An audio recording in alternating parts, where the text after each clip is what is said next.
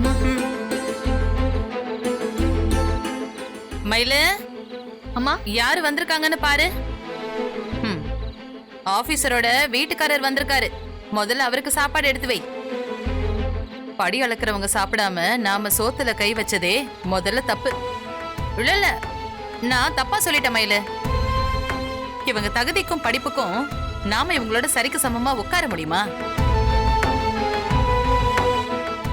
நீ சாப்பாடு எடுத்துட்டு போய் உள்ள டைனிங் டேபிள்ல வச்சிரு. சரியா? சீக்கிரம். ஐயா, சாப்பாடு எடுத்து வைக்கட்டுமா?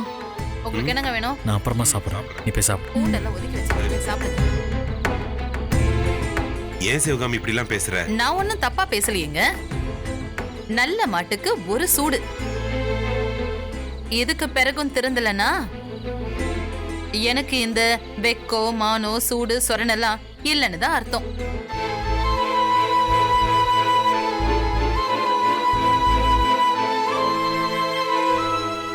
யாரும் இருக்கும் இடத்தில் இருந்து கொண்டால் எல்லாம் சௌக்கியமே. அப்படின்னு ஒரு பாட்டு இருக்கு தெரியுமா? தெரியும். அந்த மாதிரி நாம நம்மளோட இடம் என்னன்னு தெரிஞ்சுக்கிட்டு அதுக்கு தகுந்த மாதிரி இருந்துக்கணும். உங்களுக்கும் சேர்த்துதான் நான் சொல்லிட்டு இருக்கேன். சரி சரி. என்னத்த சரியோ. ஆதி, உன் அண்ணியோட அண்ணனுக்கு போன் பண்ணி நான் மன்னிப்பு கேட்டதா சொல்ல சொன்னனே, சொன்னியா இல்லையா? ட்ரை பண்ணுமா, போன் பிஸியா இருந்துச்சு, அப்புறமா சொல்லிடுறேன். அவசியம் சொல்லிடுப்பா. சரிம்மா. அவங்க மனசு கஷ்டப்படுற மாதிரி நடந்துக்கிட்டா அதுக்கு வேற பல பேர்கிட்ட நான் திட்டு வாங்க வேண்டி இருக்கும். நமக்கு எதுக்குடா அதெல்லாம்? நீங்க இப்படி பேசுறது மனசுக்கு ரொம்ப கஷ்டமா இருக்குமா? அப்படியா? ஓ, உங்க மனசை நான் கஷ்டப்படுத்தி இருந்தேன்னா என்ன மன்னிச்சுக்கோங்க. இனிமே நான் இந்த மாதிரி எல்லாம் ஒண்ணும் பேச மாட்டேன்பா. வாயை மூடிக்கிட்டு வீட்டுல எங்கேயாவது ஒரு ஓரமா இத வந்துட்டேனே கொல்ல போறதுக்கு. நீங்க இப்படி பேசுறதுக்கு நான் அடி கூட அடிச்சிருங்கம்மா. எல்லாம் உன்னாலதானா? நீ நடந்துக்கிட்ட விதத்தினாலதான் அம்மா இப்படி உட்காந்துட்டு இருக்காங்க. இல்லனா என்னைக்காச்சும் இப்படி பேசிருக்காங்களா? தப்புதாம்மா. நான் உண்மை தெரிஞ்சும் சொல்லாம விட்டது தப்புதான். அதுக்கு நீங்க என்ன தண்டனை வேணாலும் கொடுங்க. அதுக்காக இப்படி பேசாம மட்டும் இருக்காதீங்கம்மா. எனக்கு உங்களை விட்ட வேற யாருமா இருக்கா? ஏன் உன் பொண்டாட்டி இருக்காளே, அதுவும் பெரிய படிப்பு படிச்ச பொண்டாட்டி. பொய்யே சொல்லாதவ, உண்மைய மட்டுமே பேசுற ஹரிச்சந்திரன் வீட்டு வாரிசு இருக்காளே, அப்புறம் என்னப்பா உனக்கு கவலை?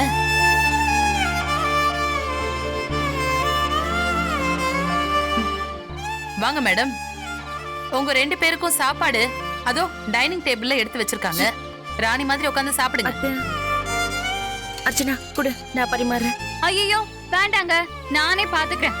நீங்க வேலை செஞ்சா அப்புறம் எனக்கு தான் திட்டு விழும். ஒண்ணுல அர்ச்சனா, பரவாயில்ல குடு. அர்ச்சனா, அத்தை, முதலாளி அம்மா என்ன சொல்றாங்களோ அந்த மாதிரி செய். இது அவங்க வீடு, அவங்க சம்பாத்தியம். அவங்க இஷ்டப்படுற மாதிரியே வேலை செய்ய விடுமா. அதை தடுக்க உனக்கு உரிமை இல்ல. இந்தாங்க.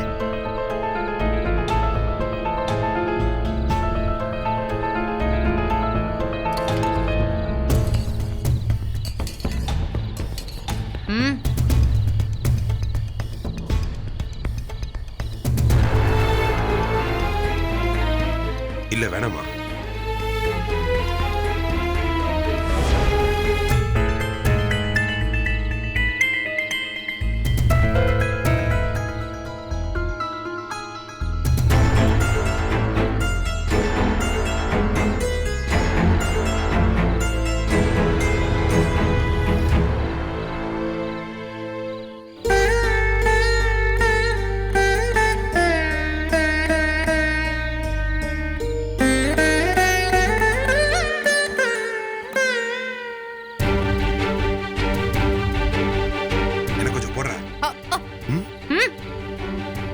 என்ன வேணும் உனக்கு? அம்மா, எனக்கு பசிக்குது, நான் கொஞ்சம் சாப்பிட்றேன், கொடுங்க. ஐயோ, என்னது? என் தட்டுல எல்லாம் கை வைக்காத. ஏன் தட்டுல இருக்கிறத இனிமே நீ சாப்பிட கூடாது. உனக்கு கல்யாணம் ஆயிடுச்சுல, சாப்பாடு போடுறதுக்கும் ஊட்டி விடுறதுக்குலாம் இதோ உனக்கு ஆள் இருக்கு. புரியுதா? அம்மா, ஒரு நிமிஷம், நான் உங்ககிட்ட கொஞ்சம் பேசணும். என்கிட்டயா? நீ வந்து என்கிட்ட பேசுற அளவுக்கு எனக்கு எந்த தகுதியும் இல்ல. நீங்க எவ்வளவு பெரிய ஆளுமா? என்னோட எல்லாம் பேசி உங்க தகுதியை நீங்க குறைச்சுக்கலாமா? அத்தை நான்- அப்புறம் இதோ உங்க வீட்டுக்காரரு பசியோட வந்திருக்காரு. அவருக்கு சாப்பாடு போடுங்க. நீங்க போடுங்க அத்தை. மா ஏங்க இந்த வரேன். சாப்பிட்டு முடிச்சிட்டீங்கல்ல? முடிஞ்சிருச்சு சீக்கிரம் முடிஞ்சிருச்சு. வாங்க.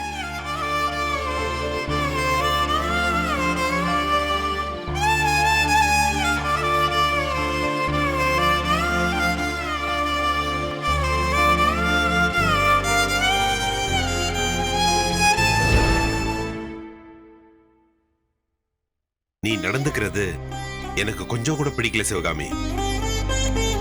பசங்க ஏதோ தப்பு பண்ணிட்டாங்கன்னா அதை மன்னிச்சு விட்டுட்டு அடுத்த வேலையை பார்க்கிறது தான் பெரிய மனுஷத்தனம். அதை விட்டுட்டு அவங்கள குத்தி காட்டுறது, வார்த்தையால குத்தி கிழிக்கிறது, இதெல்லாம் நல்லாவே இல்லை சிவகாமி. அவன் என்ன குத்தி கிழிச்சானே, அது உங்களுக்கு நல்லா இருந்துச்சா? வீட்டுக்கு வந்திருக்கிற மருமக முன்னாடி என்ன விட்டு கொடுத்து நடந்துக்கிட்டானே, அத நீங்க மெச்சுக்கிறீங்களா? அவன் தான் தான் செஞ்ச தப்ப ஒத்துக்கிட்டு மன்னிப்பு கேட்கிறானே, அதை விட வேற என்ன பண்ணணும் சிவகாமி? ஏங்க, உங்க பையன் பண்ண எல்லாம் சரின்னு சொல்லி ஆதரவு கொடுக்கறீங்களா? இல்ல சிவகாமி, அவன் இடத்துல என்ன வச்சு பார்த்தேன். காலங்காலமா பொண்டாட்டிக்கும் பெத்த அம்மாவுக்கும் நடுவுல சிக்கிட்டு தவிக்கிற ஒரு ஆம்பளையா அவனுடைய பரிதவிப்பு எனக்கு நல்லா புரியுது. அவன் உன்னையும் விட்டு தர முடியாது, சந்தியாவையும் விட்டு தர முடியாது. அவன் யாருக்குன்னு பேசுவான் சொல்லு? நியாயம் என்னவோ அத பேசினா போதும். பெத்த அம்மாங்கிறதுக்காக சலுகை காட்ட சொல்லல. நான் செஞ்சது தப்புன்னா என்ன, கால இருக்கிறது கழட்டி அடிக்கலாம். அதை விட்டுட்டு என் மதிப்பையும் மரியாதையையும் குறைக்கிற மாதிரி அவன் நடந்துக்குவான். அது சரின்னு என்னை ஏத்துக்கிட்டு போக சொல்றீங்களா? நீ ஏன்டா இப்படி பேசுறியோ எனக்கு புரியல. நீ இந்த அளவுக்கு வானத்துக்கும் பூமிக்கும் எகிரி குதிக்கிற அளவுக்கு அப்படி என்ன நடந்துச்சு? எதுவுமே இல்லையே. அவன் பொண்டாட்டியை காப்பாத்தா ஒரு பொய் சொல்லியிருக்கான், அவ்வளவுதான். குடும்பத்தை சச்சரவு இல்லாம ஓட்டணும்னா இதெல்லாம் சகஜம் சிவகாமி. கல்யாணம் ஆன ஒவ்வொரு ஆம்பளையும் ஒரு நாளைக்கு 10 பொய்யாவது சொல்லிதான் ஆகணும். அப்பதான் குடும்பம் நிம்மதியா ஓடும். அப்போ அவ எனக்கு எதிரா போலீஸ்ல கம்ப்ளைண்ட் கொடுத்தது, உள்ள தள்ளினது, இதெல்லாம் சரின்னு சொல்றீங்களா? அப்படி சொல்லுவேனா? அந்த கம்ப்ளைண்ட கண்டிப்பா சந்தியா கொடுத்திருக்க மாட்டான்னு சரவண உறுதியா சொல்றானே, அத கொஞ்சம் நினைச்சு பாரு. நம்ம சரவணனும் ஒருத்தர் மேல இவ்வளவு நம்பிக்கை வைக்கிறான்னா அது உண்மையாதான் இருக்கும். நீ நம்பு. அப்படி நம்புறதுக்கு அவன் பழைய சரவணன் இல்லங்க. இப்ப அவன் வேற ஆளு. நீங்க என்ன வேணும்னாலும் சொல்லுங்க, எனக்கு இந்த காயம் அவ்வளவு சீக்கிரமாலாம் ஆறாது. ஐயா ஐயா ஐயா, ஒரு நிமிஷம். என்னங்க அல்வா, இத அம்மாக்கு கொடுத்து கூல் பண்ணுங்க. அதெல்லாம் வேண்டாம் மயிலே. ஐயா சொன்ன கேளுங்க, அம்மா இன்னும் சூடு குறையாம தான் இருக்காங்க. புடிங்க புடிங்க புடிங்க, போங்க.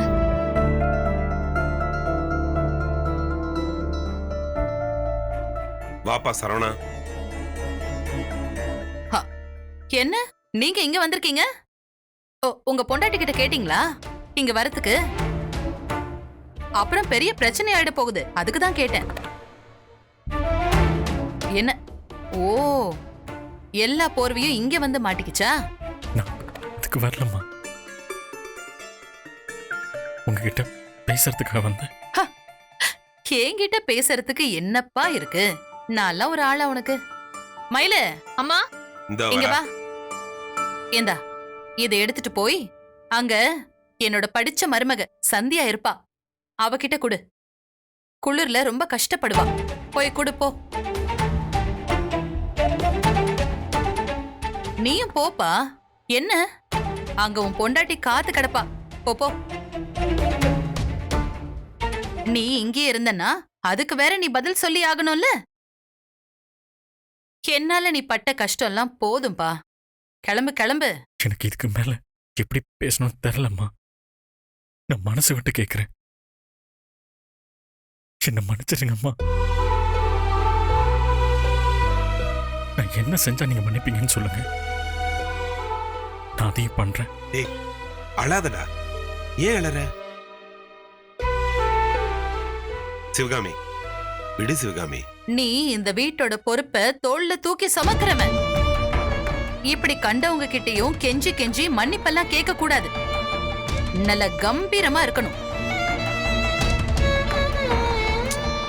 எனக்கு உன் மேல எந்த கோவமும் இல்லடா, எந்த கோவமும் இல்ல. பாரு, நான் நல்ல சகஜமா தானே இருக்கேன்.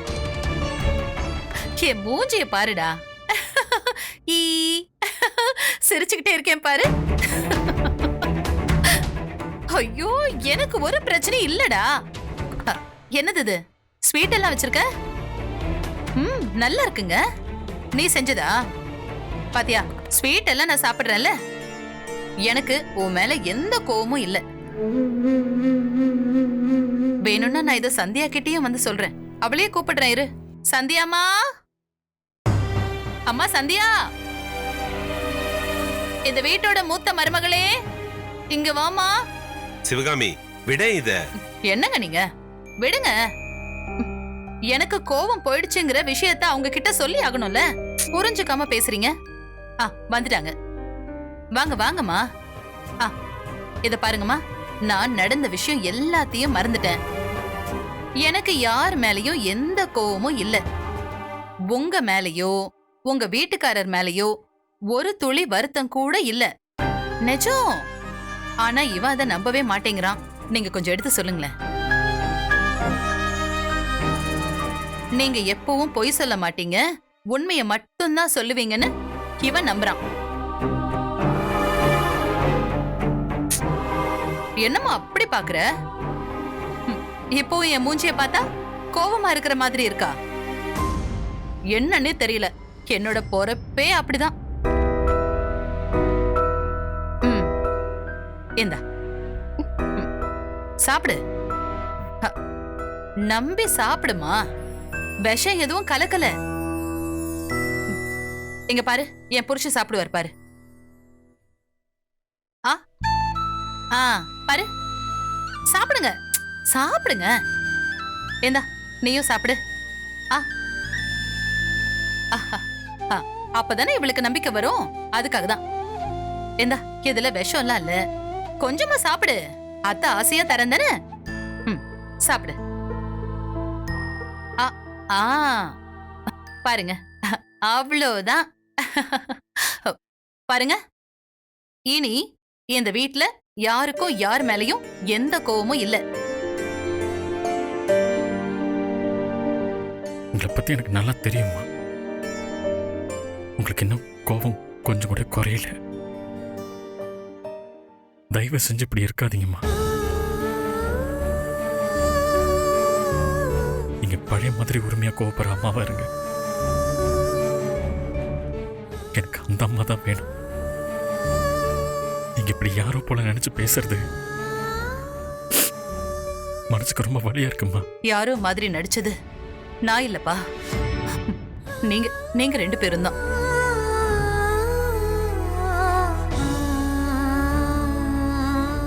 நம்ம அம்மா நம்ம அத்தைங்கிற எண்ணம் கொஞ்சம் இருந்திருந்தா 2 பேரும் சேர்ந்துக்கிட்டு இவ்ளோ பெரிய பொய்ய இத்தனை நாளா என்கிட்ட இருந்து மறைச்சு மறைச்சு வச்சிருந்திருக்கவே மாட்டீங்க. என்கிட்ட இவ்ளோ பெரிய பொய்ய சொல்லி என்ன வேற ஆளா நடத்தினது நீங்க தானே.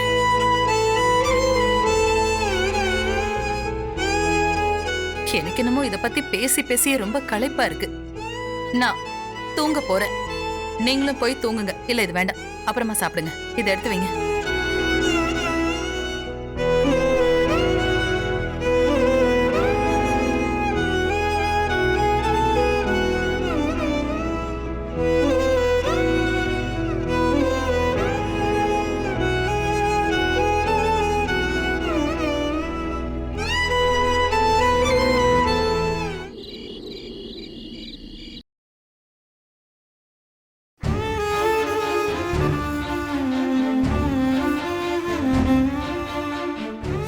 நீ வந்து என்கிட்ட பேசுற அளவுக்கு எனக்கு எந்த தகுதியும் இல்லை.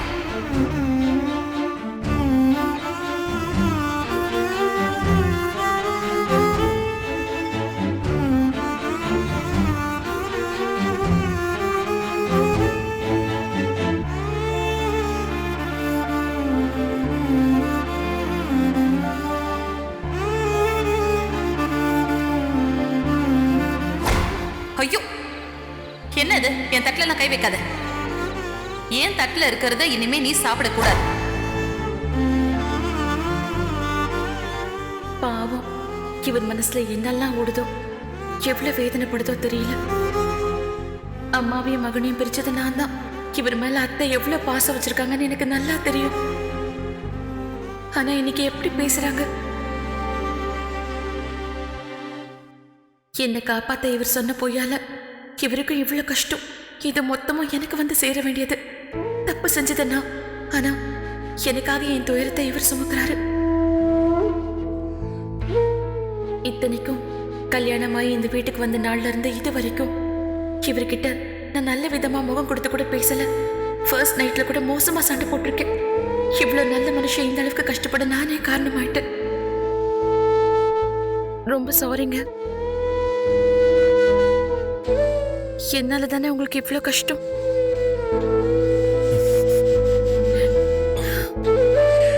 அதெல்லாம் ஒண்ணும் இல்லை, விடுங்க. இல்லைங்க, அத்தை பேச பேச என்னாலேயே தாங்க முடியல. உங்களுக்கு எப்படி இருந்திருக்கும்? எல்லாமே நான் செஞ்ச தப்புதான். நான் சொன்ன போய் தான். என்னோட முட்டாள்தனம். சொன்னா என்ன ஆகுமோங்கிற பயத்தினால உங்களையும் நான் பிரச்சனையில இழுத்து விட்டுட்டேன். விடுங்க. இல்லைங்க, கல்யாணத்துக்கு முன்னாடி நீங்க எவ்வளவு ஆசையா இருந்திருப்பீங்க. இந்த வாழ்க்கை எப்படியெல்லாம் இருக்கும்னு கற்பனை பண்ணி பார்த்துட்டு இருந்திருப்பீங்க. எல்லாத்தையும் நான் சுக்கு நூறா உடைச்சிட்டேன். இருந்த நிம்மதியையும் சந்தோஷத்தையும் கெடுத்துட்டேன்.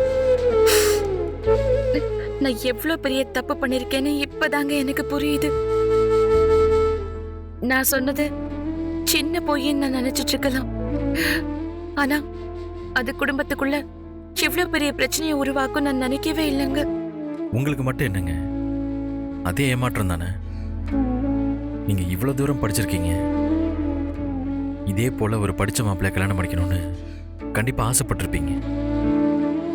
உங்க ஃப்ரெண்ட் அனிதாவோட வீட்டுக்காரர் கூட வக்கீல்னு சொன்னீங்க. அந்த மாதிரி ஆசை உங்களுக்கும் இருந்திருக்கும்ல. ஆனா உங்க அண்ணன் பொய் சொல்லி எனக்கு கல்யாணம் பண்ணி வச்சிட்டாரு. அவ்வளோ படிச்சிருக்கிற நீங்க கடைசியில ஒரு ஸ்வீட் கடைக்கார என்ன கட்டிக்க வேண்டியதாயிடுச்சு. அது உங்க மனசுக்கு எவ்வளோ கஷ்டமா இருந்திருக்கும். உங்க ஃப்ரெண்ட்ஸை பார்க்கும் போதெல்லாம் மனசுக்கு வலியா இருக்கும். நம்ம வாழ்க்கை மட்டும் இப்படி ஆயிடுச்சு, இதுக்கு படிக்காம இருந்திருக்கலாம்னு தோணும். இல்லைங்க, அப்படிலாம் இல்ல. ஏன் இப்படிலாம் பேசுறீங்க? இல்லைங்க, நான் யதார்த்தத்தை பேசுறேன். அப்படி நினைக்கிறது தான் மனுஷங்களோட குணம். அதை நான் தப்பு சொல்ல. உங்க கஷ்டத்தை நான் புரிஞ்சுக்கிறேன். சொல்லப்போனா இத்தனை நாள் இந்த உண்மையை உங்க மனசுக்குள்ளேயே வச்சிருந்த வேதனையில புழுங்கி புழுங்கி துடிச்சிட்டு இருந்திருக்கீங்க. சுத்தி இருக்கிற எங்க யாருக்குமே அது புரியாம இருந்திருக்கலாம். அது என்னமோ உண்மைதாங்க. இங்க வந்து உண்மை எனக்கு தெரிஞ்ச நாள்ல இருந்து ஒருவித பதட்டம் என் மனசுக்குள்ளேயே வந்துருச்சு. ஒவ்வொரு நாளுமே ஒவ்வொரு நொடியுமே இப்ப சொல்லிடலாம், இந்த நிமிஷம் சொல்லிடலான்னு நினைப்பேன். பேசுறதுக்காகவும் வருவேன். ஆனா அப்பன்னு பார்த்து அத்தா யாரையாவது கோவமா திட்டிக்கிட்டு இருப்பாங்க. வேற ஏதாவது ஒரு பிரச்சனை நடந்திருக்கும். இப்ப சொன்னா சரியா இருக்காது அப்படின்னு நினைச்சிட்டு நான் போயிடுவேன். அப்படியே தள்ளி போட்டு இது வரைக்கும் வந்துருச்சு. ஆனா போலீஸ் ஸ்டேஷன்ல கம்ப்ளைண்ட் கொடுத்தேன்னு சொன்னதுதான் என்னால தாங்கவே முடியலங்க. இதுதாங்க பொய்யோட குணம். பொய் எப்பவும் கொட்டி போட்டுக்கிட்டே இருக்கும். ஒரு பொய் சொல்ல 10 பொய் சொல்ல வேண்டியிருக்கும். நீங்க ஒரு பொய் சொன்னீங்க, உங்களை காப்பாத்த நான் ஒரு பொய் சொல்லியிருக்கேன். இனிமே என்னெல்லாம் நடக்குன்னு போக போக தான் தெரியும். பேசாம நீங்க என்ன போகவே விட்டுருக்கலாம். என்னங்க விளையாடுறீங்களா? இதே போல எனக்கு ஒரு பிரச்சனை வந்தா நீங்க விட்டுருவீங்களா? நம்ம சேர்ந்து வாழணும்னு தான் கல்யாணம் பண்ணியிருக்கோம். பிரச்சனை வந்தா பிரிஞ்சு போறதுக்கு இல்லை. பிரிஞ்சு போய் தான் ஆகணுங்கிற அளவுக்கு இது ஒன்றும் அவ்வளோ பெரிய பிரச்சனையும் இல்லை. இதெல்லாம் காலப்போக்கில் சரியாயிடும். நீங்க படுத்து தூங்குங்க, நானும் தூங்குறேன். இதையே பேசிட்டு இருக்க வேண்டாம். நீங்க இப்படி பேசுறதை கேட்கும்போது ரொம்ப பெருமையா இருக்கு.